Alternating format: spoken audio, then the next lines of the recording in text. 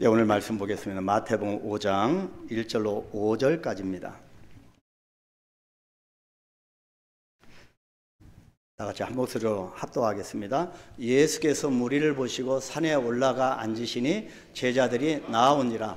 입을 열어 가르쳐 이르시되 심령이 가난한 자는 복이 있나니 천국이 그들의 것이며 애통하는 자는 복이 있나니 그들이 위로를 받을 것이며 온유한 자는 복이 있나니 그들이 땅을 기업으로 받을 것이며. 아멘. 정말 지난 한 주간 감사가 넘치는 하루였습니다. 한 주간이었습니다. 뭐 매일매일이 감사지만 특별히 지난 한 주간은 정말 감사한 날이었고요.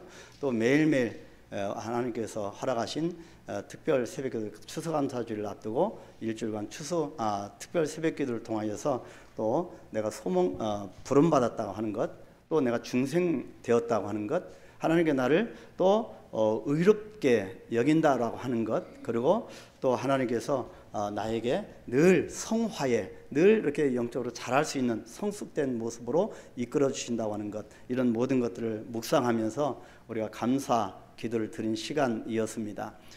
그래서 무엇보다도 지난 한 주간은 정말 감사가 넘치는 하루였고요. 한 주간이었고요. 또 여러 가지 감사 제목들을 보니까 정말로 감사를 하지 아니할 수 없는 그 정도로 감사가 넘치는 인생이다. 하나님이 이렇게 저 같은 사람도 이렇게 감사의 사람으로 이끌어 주시는구나. 정말 감사가 넘쳤습니다. 여러분도 똑같은 그런 감사의 한 주간 되었으리라 확신합니다. 또 오늘 아침에 이렇게 보니까 뭐 어젯밤에도 마찬가지로 이렇게 장식하는 모습, 교회를 위해서, 성도를 위해서 음식 준비하는 모습, 이런 정말 헌신의 손길들이 쉬운 게 아닙니다. 그죠? 근데도 정말 섬겨나가는 그 모습을 볼 때 저도 감사하고 저도 기쁜데 하나님은 얼마나 기뻐 받으실까, 그걸 생각하니 더 감사했습니다. 또 오늘 아침에 보니까 이렇게 환한 이렇게 신혼부부들이 딱 오는 거예요. 그래서 2층 방송실로 쭉 이렇게 들어가는데 모습을 보고서 또 감사하게 됐습니다. 이야, 이런 날이 오는구나. 이렇게 결혼해서 가정을 이루는 날이 오는구나. 우리 청년들 정말 희망이 있습니다. 또 이번 주 조강표 형님 또 결혼을 또 하잖아요. 또 새 가정을 이루잖아요. 신부들이 우리 한강교회에 몰려올지어다. 정평한 자매님, 신부님, 들으셨죠? 2층에서 지금 방송실에서 남편이랑 같이 방송실에 섬기고 있는데요. 조강표 형제도 큰 축복의 결혼식이 되리라 확신합니다. 우리 여기 있는 모든 청년들 속히 짝을 만나게 되기를 축복합니다. 감사합니다. 오늘 말씀을 보면 팔복이라고 하는 것, 정말 감사의 조건이 아닐 수 없습니다. 추수감사주일인데 추수감사에 대한 설교를 하시지 왜 이걸 하시는, 금요일날 하겠습니다. 여러분, 이 팔복에 대해서 제가 새벽기도 기도하다가 강력하게 성령께서 자꾸 부담을 주시는 거예요. 부담을 주셔서 숫자가 떨어지네요. 자, 근데 이 팔복에 대해서 분명히 하나님이 주실 메시지가 있겠다. 그래서 이 팔복은 우리의 패러다임을 완전히 바꿔놓는 그런 말씀입니다. 그래서 그 시대 당시가 어떠했고 그 시대 당시에 예수님이 왜 이 말씀을 하시는가를 우리가 살펴보면서 현재를 살아가는 나에게 적용하면서 들으시면, 그래서 집중하셔야 됩니다.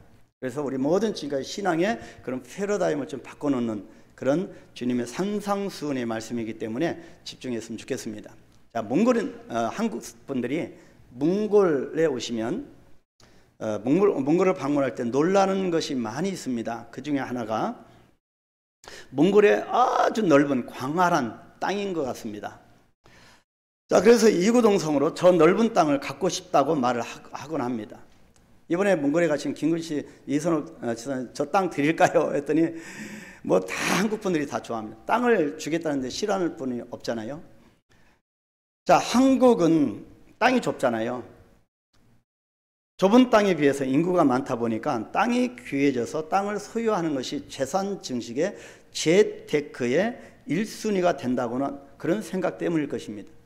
그래서 자꾸 땅에 대한 개념, 땅을 갖고 싶다라고 하는 그 욕구가 몽골 땅에 오면 그 끝이 안 보이는 그 넓은 땅을 보면서 땅을 좀 가졌으면 좋겠다, 그렇게 놀라는 경우가 많습니다. 자, 저는 이번 주일 설교를 준비하면서 팔복의 세 번째 복인 땅을 기업으로 받을 것이라고는 오늘 말씀을 우리 성도님들이, 특히 우리 한국 분들이 특히 좋아들 하시겠구나, 그런 생각을 하게 됐습니다. 땅을 받을 것이다. 땅을 기업으로 받을 것이다. 여러분 얼마나 좋으십니까? 오늘 말씀을 잘 들으면 여러분 땅이 엄청나게 많아질지도 모르겠습니다. 아멘?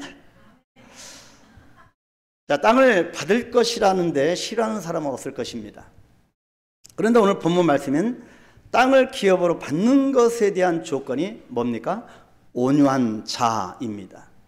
땅을 기업으로 받는 그 조건이 온유한 자라고 하는 데서 우리는 약간 의구심과 실망감, 불안감을 안게 됩니다. 이유는 이 온유함이라고 하는 말이 그렇게 좋은 강한 인상만 주지 않기 때문입니다. 말 그대로 온유함의 사전적인 뜻은 뭡니까? 마음씨가 따뜻하고 부드러움, 배가, 기가 크게 세지 않고 모가 나지 않음입니다. 그렇지만 이 말이 풍기는 이미지로는 뭔가 연약해 보이고 양보할 것 같고, 이런 이미지로는 요즘 세상에서, 거친 세상에서 살아나가기가 쉽지 않고, 과연 여리고 약한 이미지를 갖고 이 마음을 갖고 땅을 받을 수 있을까 하는 의문이 들기 때문입니다. 그래서 이 주님이 말씀하시는 이 말씀과 성경 말씀과 현재 우리가 살아가는 현실과의 간극이 너무나 큽니다. 이렇게 하나님 말씀이 우리의 삶으로까지 가지 못하는 이유가 무엇일까요? 주일마다 수요일날 금요기도에 많은 예배를 통하여서 또 셀그룹을 통하여서 우리가 말씀을 나누잖아요. 근데 이 말씀을 들은 그 말씀을 나의 삶 속에 적용하기까지 나아가지 못하는 이유가 무엇일까? 왜 주님이 하신 말씀과 나의 삶이 겉들고 따로 놀까? 내가 내 안에 가짜 신을 만들어 놓기 때문입니다. 자꾸 내가 내 자신의 가짜 신 우상을 만들어 놓고 있습니다. 자, 소위 인생의 성공만을 위해서 하나님을 따르는 사람들에게 네 안에 가짜 신, 온갖 우상을 제거하지 아니하면 하나님께서 예비하신 진짜 행복이 없음을 성경은 끊임없이 얘기하면서 우리에게 도전합니다. 자꾸 네 자신이 만들어가는 가짜 신에서 벗어나야 한다는 것입니다. 오랜 기간 동안 내 안에서 만들어져 온 내가 만든 가짜 신이 있어서 참 하나님의 말씀이 내 삶의 영역으로까지 가는 것을 막고 있다고 하는 것을 알아야 합니다. 그리고 결국에는 주권 문제입니다. 누가 주인이냐? 내 삶의 주인이 나냐 하나님이냐? 그 싸움입니다. 우리가 오늘 예배 드리며 말씀에 귀를 기울여야 하는 이유는 오직 한 가지입니다. 내가 만든 가짜 신에게 마음의 위로를 받고 내가 원하는 것을 이루기 위함이 아니라 참 하나님이신 주님께서 나에게 원하시는 것이 무엇인지, 그리고 주님이 이 말씀이야말로 진정한 위로이며 행복이고, 그래서 이 말씀을 능히 내 삶으로까지 가져올 수 있고 그렇게 살 수 있다고 하는 믿음으로 우리는 오늘 예배를 드리면서 주님의 말씀에 귀를 기울여야 하는 것입니다. 내 삶의 중심으로 가져와야만 하는 예수님의 말씀 중에 하나가 오늘 본문 말씀입니다. 온유한 자는 복이 있나니 그들이 땅을 기업으로 받을 것이며. 자, 그렇다면 오늘 말씀을 이해하기 위해서는 온유한 자에 대한 말씀이 어떤 배경에서 왔는지를 알아야 합니다. 왜 예수님이 팔복을 선포하시면서 세 번째 행복의 조건, 복의 조건, 세 번째로 온유한 자를 거론하셨는가입니다. 그 시대 배경이 어떤 배경이길래 예수님이 그렇게 말씀하셨는가를 알아야 합니다. 사실 오늘 본문 5절 말씀은 시편 37편을 근거로 모티브로 한 것이라고 하는 주장에 많은 성경학자들이 동의를 합니다. 그래서 오늘 본 마태복음 5장과 이 팔복과 또 특별히 오늘 5절과 시편 37편은 같은 맥락이다. 그런 말씀입니다. 자, 본문의 내용은 예수님께서 제자들에게 주신 새로운 말씀이라기보다 완전히 새롭게 예수님이 그렇게 하신 말씀이라기보다는 불의한 자, 구약 시대부터 이어져 온, 처음부터 이어져 내려온, 구약 시대부터 이어져 온 하나님의 말씀을 예수님께서 다시 재확인시켜 주신 말씀이라는 것입니다. 그래서 이 팔복은 지금 예수님이 그 시대 당시만 말씀하신 게 아니라 구약 시대부터 이어져 온 말씀을 다시 확인시켜 준 말씀이다. 자, 그렇다면 시편 37편이 무슨 내용입니까? 무엇보다도 시편 37편은 불의한 자의 압제와 그들의 불공평한 탈취가 일어나는 현실을 경험하면서 얼마나 탈취가 일어나고 불공평한 시대였는지 그 시대적인 배경이 그렇습니다. 그것을, 이 현실을 경험하면서 동시에 얼마나 암울했겠습니까? 낙심되었겠습니까? 동시에 그런 암울한 삶에 절망하거나 원망하거나 분노를 품지 아니하고 잠잠히 하나님의 주권을 기다리는 자에게 베풀어 주시는 말씀이라는 것입니다. 그리고 그런 자에게 하나님은 복으로 땅을 차지할 것이라고 분명하게 말씀하셨기 때문입니다. 그래서 우리 한번 시편 37편 7절로 9절 말씀 한번 다 같이 읽어볼까요? 여호와 앞에 잠잠하고 참고 기다리라. 자기 길이 형통하며 악한 꾀를 이루는 자 때문에 불평하지 말지어다. 분을 그치고 노를 버리며 불평하지 말라. 오히려 악을 만들 뿐이라. 진실로 악을 행하는 자들은 끊어질 것이나 여호와를 소망하는 자들은 땅을 차지하리로다. 아멘. 자, 또 시편 37편 11절에도 이렇게 말씀합니다. 온유한 자들은 땅을 차지하며 풍성한 화평으로 즐거워하리로다. 온유한 자가 나옵니다. 자, 이런 맥락에서 예수님께서 본문에서 마태복음 5장 5절에서 말씀하신 이 온유라고 하는 단어는 헬라어로 프라우스입니다. 자, 이 프라우스라고 하는 단어는 온순하다는 뜻이 있습니다. 그리고 착하다라는 뜻이 있습니다. 여러분, 오늘 작년 예배 같이 3세대가 같이 예배드리잖아요. 저기 보면 연우도 있고 지율이도 있고 또 우엘이, 주엘이가 있습니다. 그죠? 이 친구들이 말 그대로 온유한 아이들 아니겠습니까? 착하고, 그렇죠? 얼마나 착합니까? 잘 알아듣지 못하는, 저 목사님은 그냥 어려운 단어 써갖고 우리는 초등학생들은 알아듣지 못하는 단어를 써갖고, 그럼에도 불구하고 이렇게 예배에 동참한다는 건 참 얼마나 온순하고 착합니까? 그래서 이 프라우스라고 하는 단어는 온순하다, 착하다. 자, 그런 기본적인 뜻을 가지고 있습니다. 그런데요, 예수님이 그냥 온순하고 착하다 단순히 그런 뜻으로만 말씀하셨겠습니까? 이 단어의 뿌리를 한번 살펴보아야 됩니다. 이 헬라 프라우스라고 하는 단어의 뿌리는 히브리어 아나에서 왔습니다. 이 아나의 뜻은 고난당하다입니다. 굴복하다입니다. 그리고 자기를 낮추다는 뜻을 갖고 있습니다.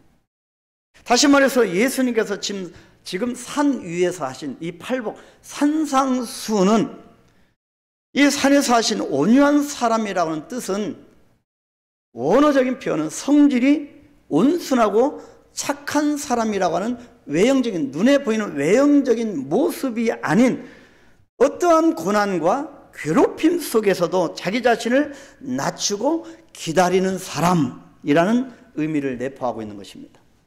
그 시대 당시가 암울한 시대였습니다. 다 토지도 빼앗고요, 부를 혼자만 축적하고요, 다 뺏긴 자는 정말 고통 가운데, 가난 가운데 살아야만 했던 암울한 시대였습니다. 그런 시대에 예수님이 온유한 자라고 하는 단어를, 아나라고 하는 단어를 끄집어낸 겁니다. 굴복하고 괴롭힘을 당하고 그 어려움 중에서도 자기를 낮추는 사람이 온유한 자라는 것입니다. 그래서 이렇게 온유한 자의 원뜻이 어떤 고난과 괴롭힘 속에서도 자기를 낮추고 기다리는 사람, 끝까지 하나님을 인내하고 기다리는 사람, 이 사람이 온유한 자라는 것입니다. 그냥 착하기만 하고 늘 부드럽고, 이 외형적인 온유한 사람보다는 정말 어려움이 있어도 끝까지 자기를 낮추며 하나님을 대망하는 사람이 온유한 자라는 뜻입니다. 이것을 알고 난 후에 이런 자에게 주시는 복이 땅을 기업으로 받을 것이라고 하는 예수님의 말씀, 마태복음 5장 5절과 시편 37편에 나오는 고대 히브리 사람들에게 주신 하나님의 말씀을 연결해 본다면, 이 말씀은 전통적인 히브리인들의 토지법과 연결되어 있다고 하는 사실을 우리의 모두는, 이 사실에 우리의 모든 묵상을 넓혀갈 수가 있습니다. 우리의 묵상이 더 풍부해지고 넓어질 수가 있는 거지요. 자, 지금 온유한 자, 마태복음 5장 5절에 말씀하신 것과 시편 37편 이 말씀을 종합해보면 그 시대 당시에 히브리인들의 토지법과 연결되어 있는 겁니다. 이것이 그 시대적인 배경, 이 말씀이 나온 배경입니다. 실제로 이스라엘 토지법의 핵심이 무엇입니까? 여러분, 이스라엘의 토지법의 핵심은 모든 토지, 땅은 다 내 것이다, 하나님 것이라는 것에 있습니다. 땅은 근본적으로 하나님 것이다 라고 하는 전제가 깔려 있는 것이 이스라엘 사람들의 토지법의 핵심입니다. 그래서 레위기 25장 23절을 보게 되면 토지를 영구히 팔지 말 것은, 토지는 다 내 것임이니라, 하나님 것이라는 겁니다. 너희는 거류민이요 동거하는 자로서 나와 함께 있느니라. 이 땅에 잠깐 살아갈 나그네인데 이 땅의 토지를 영원히 소유해서 무엇을 하겠느냐라고 하는 것이 히브리인들의 그 의식 속에 담겨있는 대전제입니다. 우리는 이 땅에 잠깐 머물 그런 나그네라는 것, 거류민이라는 것입니다. 이것이 저들의 대전제입니다. 이 전제 아래 그 누구도 땅을 영원히 자신의 것으로 할 수 없도록 아예 하나님은 어떤 제도를 주셨다? 희년 제도를 주신 겁니다. 이 희년 제도를 주셔서, 여러분 7년마다 안식년이 있잖아요. 그리고 7 곱하기 7은 49입니다. 49년. 그 다음에 되는 그 50년째 되는 해에는 자신의 땅의 문서를 1차적으로 포기하도록 하신 겁니다. 이것이 희년 제도입니다. 왜 포기하도록 했을까요? 땅을 다 독점하는 것을 방지하기 위함입니다. 이때 레위 지파를 뺀 모든 백성은 일정량의 땅을 배분받게 하셨던 겁니다. 못 사는 자들이 없도록.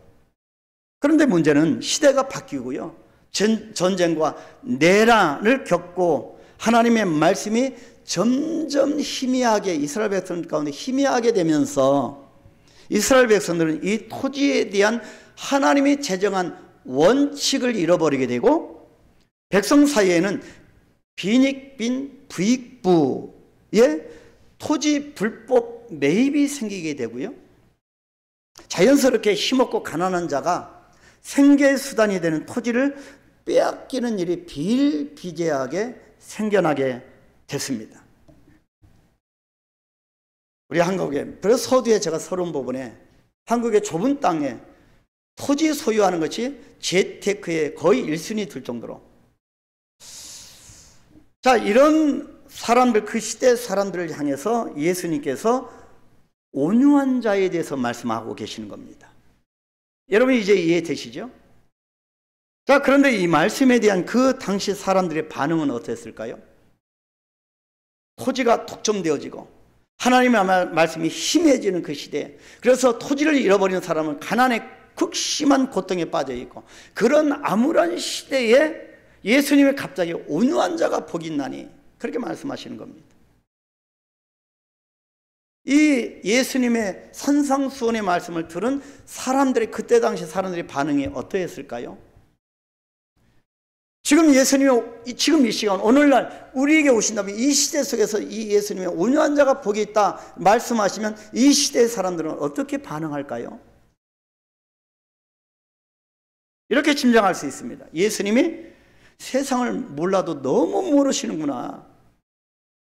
말씀은 좋지만 지금이 어떤 세상인데 그렇게 유약하게 부드럽게만 살아서 어떻게 세상을, 이 거친 세상을 살아갈 수 있겠는가? 그런 반응일 겁니다. 이런 반응은 오늘을 살아가는 우리 모습도 별반 다르지 않다고 하는 것을 인정해야 합니다. 실제로 예수님의 당시의 시대는 땅을 통해서 불을 독식하고 축적하는 자들이 급증하면서 상대적으로 고난당하고 어려움을 겪는 사람들이 많아지기 시작했습니다. 이와 같은 역사적으로 가장 길고 힘들었던 암흑과 침묵을 깨고 오신 분이 바로 예수님이십니다. 바울은 이런 예수님의 오심을 이렇게 고백했습니다. 갈라디아서 4장 4절에 때가 참에 하나님이 그 아들을 보내사 여자에게서 나게 하시고 율법 아래에 나게 하신 것은 때가 참에 하나님이 예수님을 보내신 겁니다. 이런 암울한 시대에 하나님의 때가 이름에 예수님이 오신 겁니다. 욕심이 난무하고 자기만 알고 상대방의 다른 사람의 고통을 인지하지 않으려고 하고 그런 고통이 극심한 시대에 그렇게 때가 차서 메시아로 오신 예수님께서 이스라엘 백성들을 향하여 온유한 자가 받는 복에 대해서 말씀하셨다면 오늘날에도 여전히 부익부 빈익빈의 갭이 그 차이가 지구 역사상 가장 큰 시대에 사는 우리도 오늘 말씀을 반드시 깊게 묵상할 필요가 있을 것입니다. 그래서 이 팔복은 우리의 모든 인간적인 세례되는 관점을 바꿔놓는 그런 주님의 설교입니다.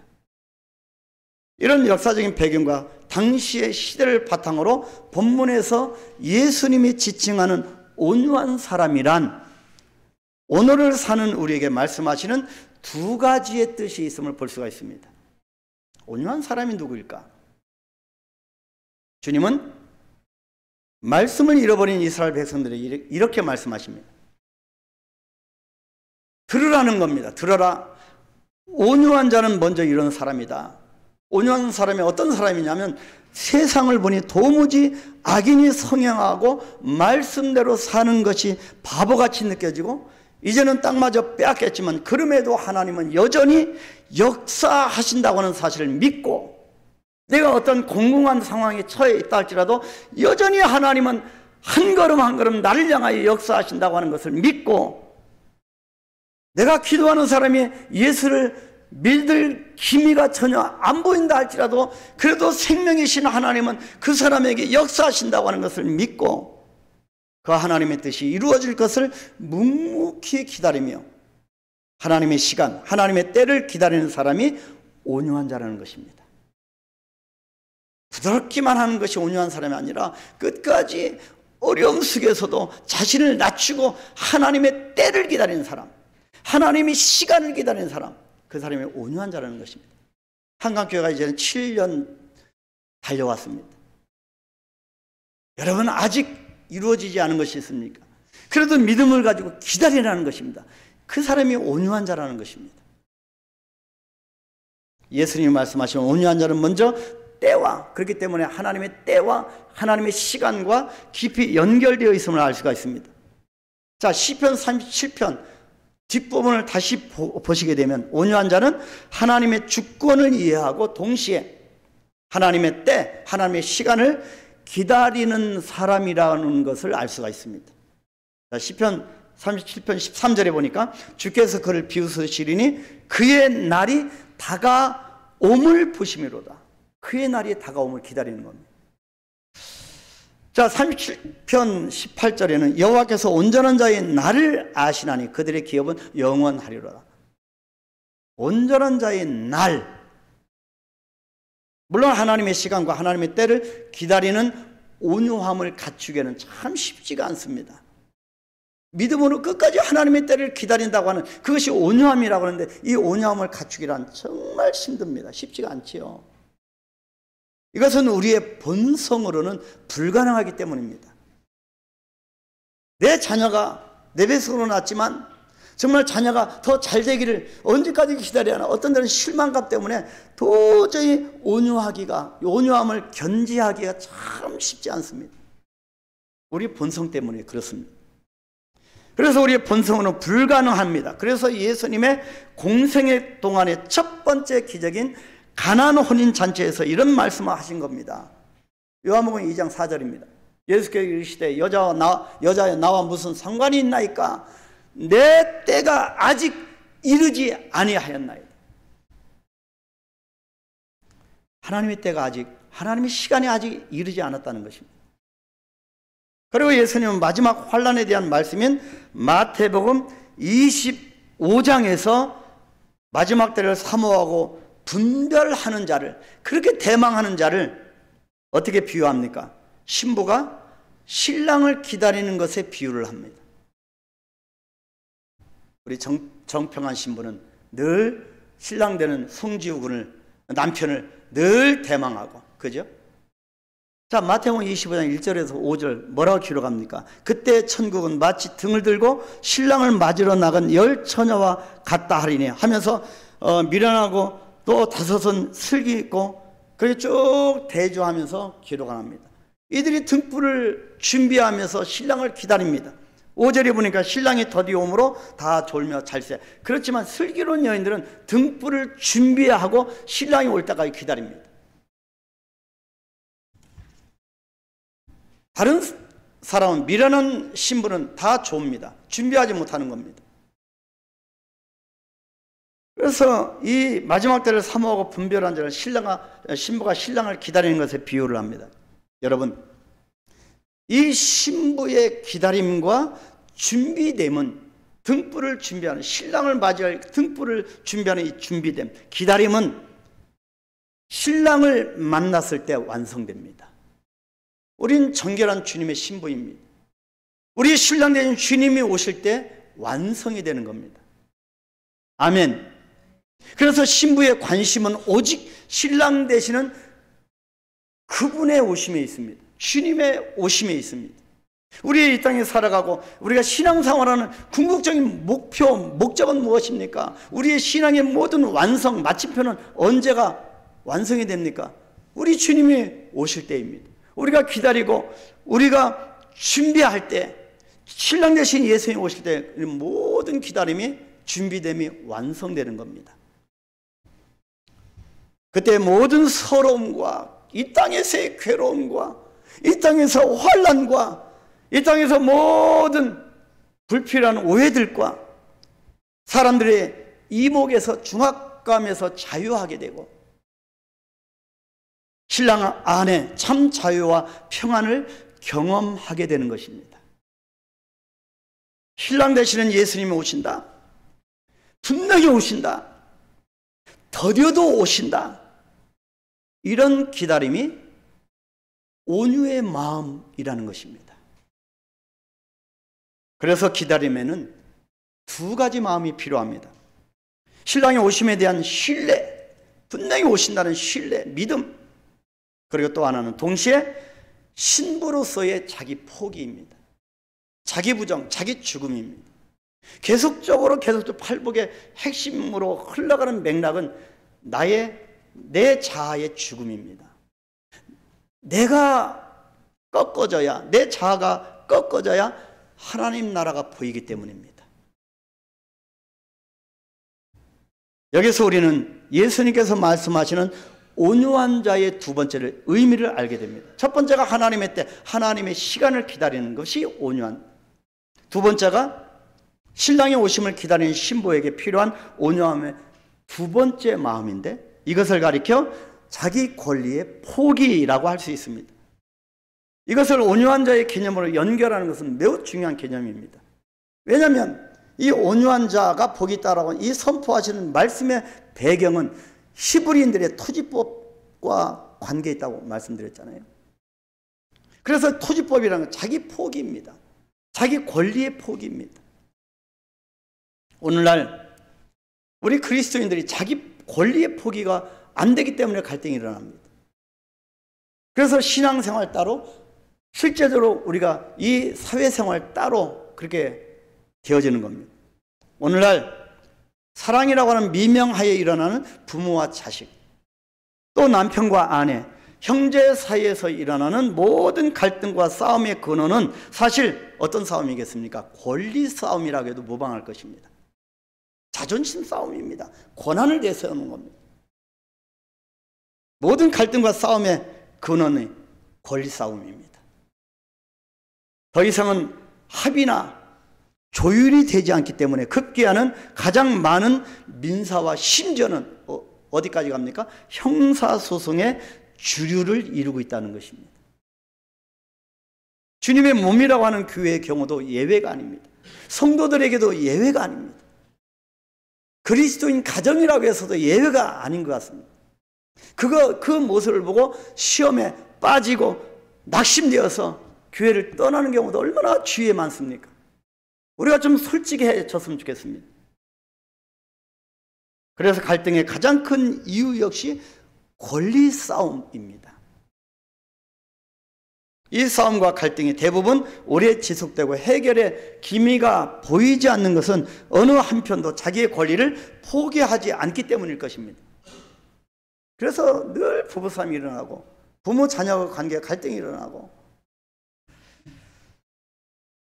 이스라엘 백성들이 토지 문제로 늘 갈등이 일어나고 자기 권리를 포기하지 않는 자들에 의해서 독점되어지는 것입니다.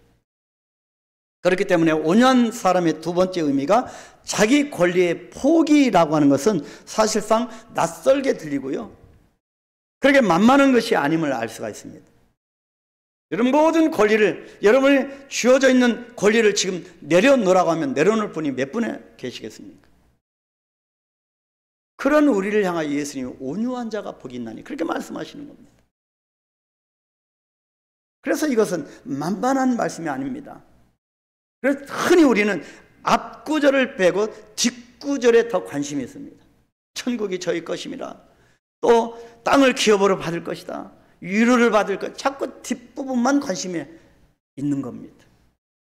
만약에 여러분 자신이 그런 권리 싸움이나 갈등의 와중에 있는 분이라면, 지금 현재 그런 갈등의 회오리 속에 있는 분이라고 하면 더더욱 그럴 것입니다. 무엇보다도 오늘 본문의 말씀을 먼저 받아야 하는 분은 지금 자신의 권리를 잃어버리고 빼앗긴 분, 또 그런 분과 반대로 도저히 자기 권리의 포기가 안 되는 분들이 여기에 해당될 것입니다.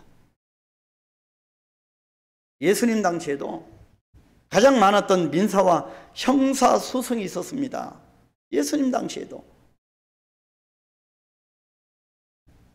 이 민사와 형사 소송은 땅 분배 그리고 재산 분배에 대한 것이었습니다.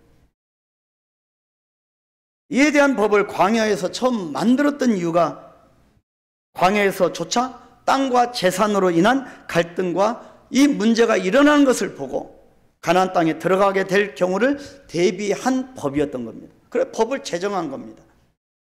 여러분, 교회 각 교단별로 교회에서도 교회법이 있는데 이 법이 이 안에 정말 중요한 비중으로 차지하고 있는 것이 이 법입니다. 그때 당시나 예나 지금이나 다를 것이 없다고 보여집니다. 그런데 예수님이 지금 이 민감한 땅과 재산 문제에 대해서 그런 가운데에서 날카로운 비수같이 자기 권리만을 주장하는 사람들에게도 반대로 또 한편으로 무엇보다 자기 권리를 찾기는커녕 땅조차 소유하지 못하게 된 소위 실패한 자들을 향해서 온유한 자가 복이 있다고 말씀하시는 겁니다. 많이 가진 자나 다 빼앗겨서 아무것도 없는 자나 고통 가운데 있는 자, 그 사람들을 향해서 주님이 온유한 자가 복이 있다 말씀하십니다. 예수님이 말씀하시는 이 온유란 하나님의 시간을 끝까지 믿음으로 기다리고 그리고 자기 손에 주어지는 자기 권리를 내려놓는 것임을 알 수가 있습니다. 우리 좀 움켜쥐지만 내려놓았으면 좋겠어요. 좀 약간 하나님의 축복의 산물로 좀 살게 되었다는 분들은 좀 손을 펼쳐서 좀 갖지 못한 사람을 위해서 베풀면 어떨까? 이것이 우리 한강교회 설립 취지입니다. 좀 나보다 더 열악한 가운데 사는 분들 찾아가고, 홈리스들 또 찾아가고, 고아원도 찾아가고, 그리고 한강교회가 지금 어둠에 손길을 좀 펼쳐서 도움의 손길을 펼치는, 이것이 복 있는 사람의 행동인 것입니다. 주님은 왜 하나님의 시간을 기다리고 자기 권리까지 포기한 사람이 복이 있다고 말씀하시는 걸까요? 그리고 우리는 어떻게 이런 주님의 말씀을 받아들일 수가 있을까요? 한마디로 온유한 자는 오직 하늘을 바라보는 사람이기 때문에 가능합니다. 이 사람은 세상의 땅을 소유하고 자기 권리를 소유한 사람들에 비해서 하늘을 바라볼 기회가 훨씬 더 많기 때문입니다. 사실 자기가 원하는 시간에 자신의 권리를 마음껏 행사할 수 있는 능력이 있는 사람은 일반적으로 성취욕과 자기의 열심을 동원해서 땅을 가질 수 있게 되는데, 그렇잖아요? 열심을 품고 일을 열심히 하거나 자기 능력으로 하면 더 많은 것을 가질 수 있게 되는데, 이것은 말 그대로 어떻게 합니까? 내가 차지하는 것입니다. 내가 소유하는 것입니다. 그래서 우리 인생은 두 가지 종류 같습니다. 소유하는 인생과 차지하는 인생과 바로 지금 말씀드리는 이 인생입니다. 비록 자기의 작은 권리마저 포기당한 사람은 결국 애통하는 마음이 되어서, 애통하는 자가 복이 있나니, 그죠? 오로지 하나님의 주권을 인정하고 예수님이 오실 때 그 시간을 기다리는 사람에게는 하늘의 영원한 땅을 받는 은혜를 경험하게 되는데, 바로 이것이 부여받는 은혜, 부어지는 은혜입니다. 그래서 온유는 내가 차지하는 것이 아니라 위로부터 부어지는 은혜의 영역입니다. 우리가 차지하는 인생이 아닌, 소유하는 인생이 아닌 위로부터 부어지는 은혜로 나아가는 인생이 되기를 축복합니다. 그럼 언제 이것을 깨달을 수 있을까요? 하나님의 은혜가, 예수 그리스도의 십자가 은혜가 임할 때입니다. 그동안 내가 이 땅 위에서 그렇게 주장하고 외쳤던, 나의 방법대로 그렇게 목소리를 높였던, 누군가를 향해서 손가락질했던 나의 교만한 우월의식, 나의 권리라고 하는 것이 예수님의 십자가 앞에서, 그런 은혜가 임할 때 그 예수님의 십자가 앞에서 얼마나 하잘것없고 보잘것없고 작은 것인가를 알게 될 때, 내가 남을 험담했던 그런 나의 우월의식이 얼마나 보잘것없은가를 알게 될 때, 그리고 자기만이 옳다는 주장은 진정한 행복을 주지 못한다고 하는 것을 깨달을 때, 또 마침내 십자가 앞에 나아가 주님만이 내 주인이심을 고백하는 그 순간을 경험할 때 옵니다. 여러분, 어떤 공동체에 옳은 사람만 있으면 그 공동체는 무너집니다. 저번 달에 새벽 기도의 시간에 말씀드린 기억이 있습니다. 옳은 사람들만 있으면 공동체가 무너집니다. 자꾸 올바른 얘기만 하기 때문입니다. 근데요, 제가 몽골에서 깨달은 것은, 몽골은 사람을 쏘는 풀이 있습니다. 얼마나 따가운지 오늘 잠도 못 잡니다. 근데 맨 처음에는 그 가시를 빼려고 했는데, 빼려고 하면 할수록 가시가 더 피부 깊숙이 박힙니다. 근데 어떤 사람이 알려주는 겁니다. 따뜻한 물에 담궈놓으면 된다고 하는 겁니다. 그렇게 해보니까 그 가시가 저절로 빠집니다. 여러분, 모든 가시와 독은 온유한 자들 가운데 있을 때 빠집니다. 하나님의 은혜가 나에게 임할 때 우리는 이것을 깨닫게 됩니다.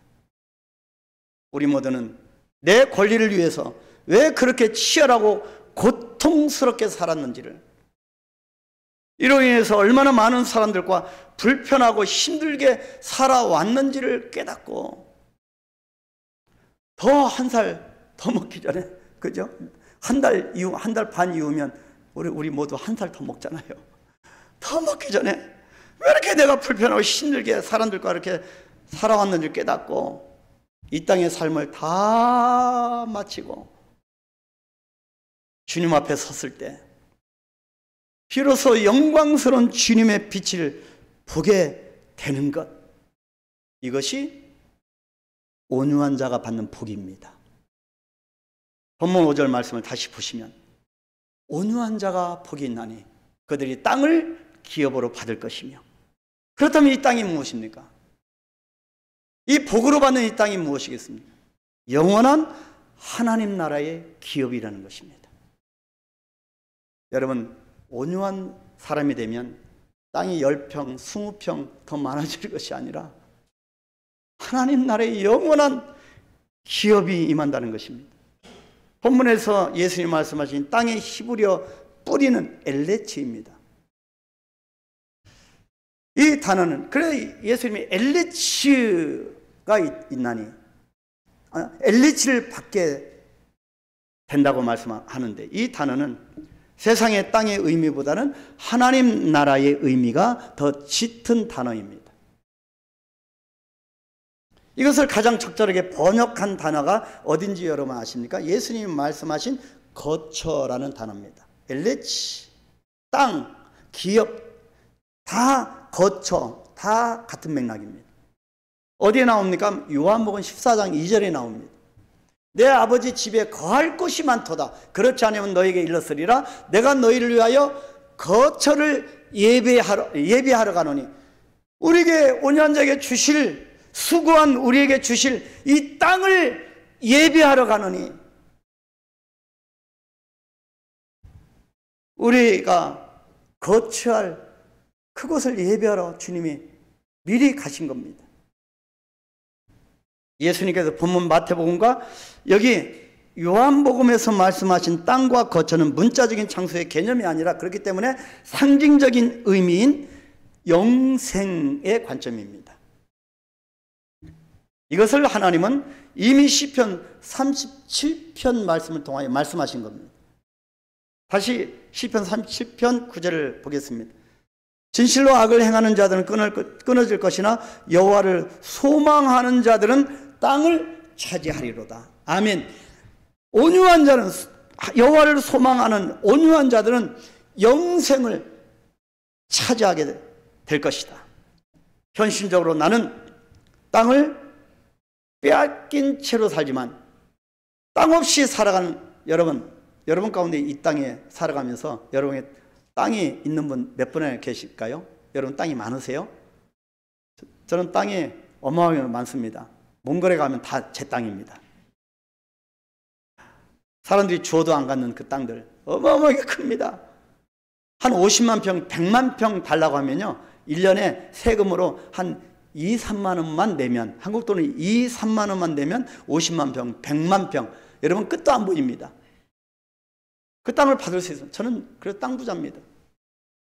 근데요, 여기에서 말하는 여호와를 소망하는 자, 온유한 자는 이런 영생을 받게 된다는 것입니다. 아멘.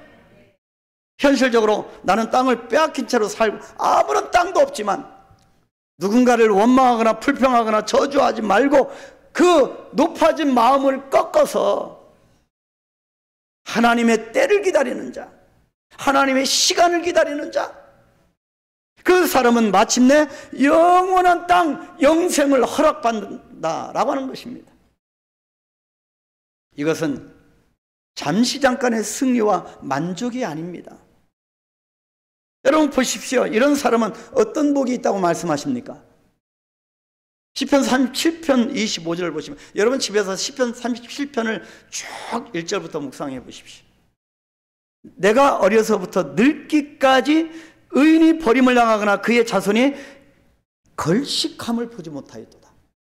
온유한 자, 의인, 온유한 자,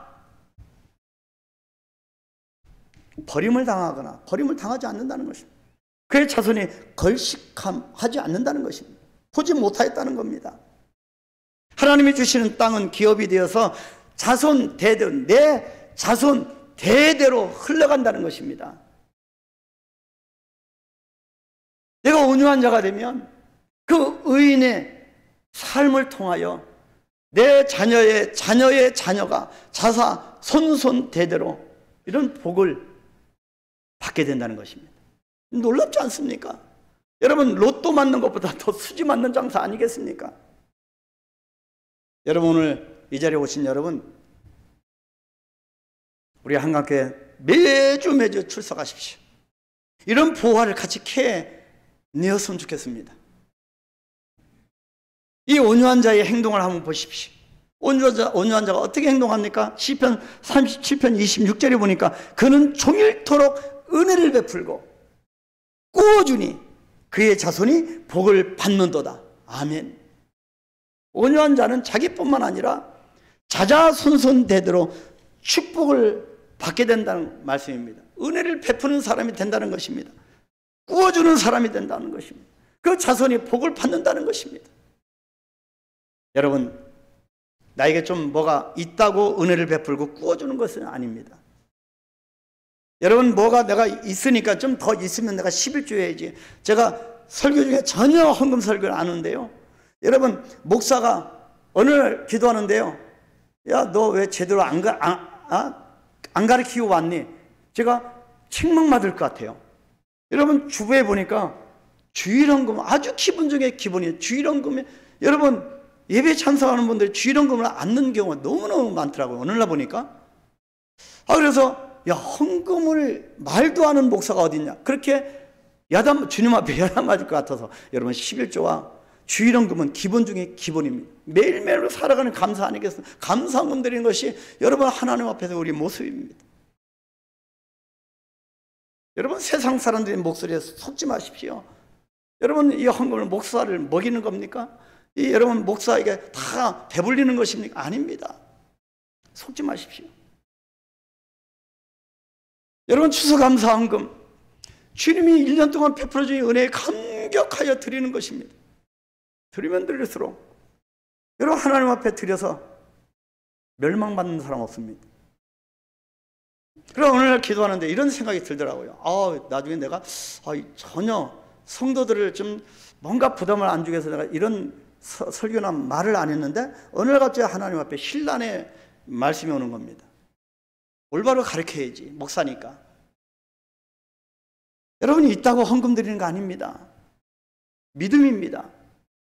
온유한 자는 은혜를 베풀고 꾸어주는 사람입니다. 가난하니까 애통하게 되고, 애통하니까 간절히 하나님의 때를 기다리게 되고, 자신의 권리를 먼저 내려놓으니까 남을 도울 수가 있게 되는 겁니다. 얼마나 놀라운 축복입니까? 그래서 시편 37편 29절에도 이렇게 말씀하고 있습니다. 의인이 땅을 차지하며 거기서 영원히 살리로다. 여기서 차지한다는 의미는 부어지는 그런 의미입니다. 온유한 자는 영원한 하나님 나라를 기업으로 부여받게 되고 거기서 영원히 사는 복을 누리게 될 것입니다. 할렐루야. 사랑하는 성도 여러분, 온유한 자로 인생을 사셨던 분이 예수님이십니다. 주님은 자신의 권리까지 내어놓아야 하는 부끄러움도 개의치 아니하시고 스스로 온유한 자로 사셨습니다. 또 예수님은 온유한 마음으로 이 땅에서 가장 아름답고도 가장 귀하게 사셨습니다. 십자가의 모든 것을 맡김으로 자기 모든 것을 내려놓고 권리를 포기하고 십자가에 맡기심으로 가장 순결한 인생을 사신 분입니다. 하나님은 부활을 통해서 이런 예수님을 다시 살리시고 높이심으로써 하나님 나라에서 하나님 우편에 앉게 되는 가장 영광스러운 기업을 주신 것입니다. 진정으로 온유한 자는 주님과 같이 하나님의 시간, 하나님의 때를 기다리며 자기의 권리를 내려놓는 자에게 주시는 하나님의 은총의 땅, 영생을 부여받게 됩니다. 그리고 영원한 하나님 나라의 기업과 자자 손손 대대로 부어주시는 하나님의 축복을 경험하게 됩니다. 우리 모두 온유한 자가 되어서 최고의 행복을 누리는 은혜를 입게 되시기를 주님의 이름으로 축복합니다. 기도하겠습니다. 하나님, 추수감사 주일을 맞이하여 온유한 자가 받는 땅에 대해서 살펴보았습니다. 하나님, 이번 주 금요 기도회 때는 계속적으로 이 감사를 연장해서 추수감사절에 초막절의 감사에 대해서 또 우리가 말씀을 들으려고 합니다. 어찌하든지 예배 자리에 우리가 나아가서 온유한 자로 빚어갈 수 있도록 축복하여 주옵소서. 그래서 온유한 자가 받는 영원하신 하나님 나라의 기업, 영생을 누려 받을 수 있도록 주님이 축복하여 주옵소서. 추수감사주를 맞이하여 마음껏 주님 앞에 감사하는 하나님의 백성들에게 하나님도 마음껏 축복하여 주시옵소서. 여기에 강대상에 장식되어져 있는 이 추수물, 이 과일들과 이 오곡백과가 하나님이 허락하신 축복의 산물인 것을 기억하여 이 장식물을 우리가 살펴보며 온유한 자의 삶을 다짐할 수 있도록 축복하여 주옵소서. 예수님의 이름으로 축복하며 기도하옵나이다. 아멘. 우리 다 같이 하려